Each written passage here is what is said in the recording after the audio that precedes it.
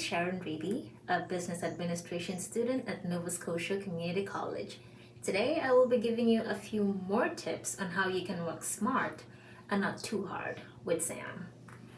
Tip number 3, use the graded report to do better at your second or third attempt.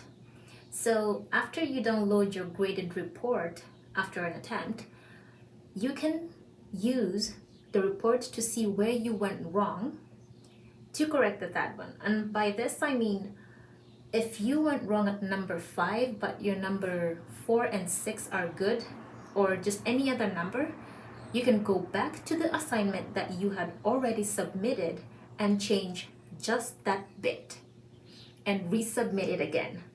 However, you have to be very careful while doing this, because if you do that and you tamper or mess with the number 4 or 6, then you'll mess up the whole chain and probably get a worse grade.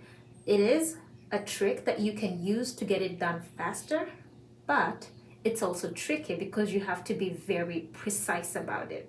So if you're going to use that, be very careful and good luck with that. I use that and it saves me a lot of time. Tip number 4. So with MindTap, you can check your progress in a course at any time during the semester. By using the progress report tool, you can see where you lie in each and every subtopic in your book. So you can see if it's Excel giving you trouble, if it's Word or Access, and you can go in there and do more or practice more so that you can get a better grade if you need to or if you just want to. So it helps you keep track of your goals, and you can set realistic goals using these, and you can adjust yourself accordingly to get the mark that you want by the end of the semester. So with these two tips, I wish you all the best.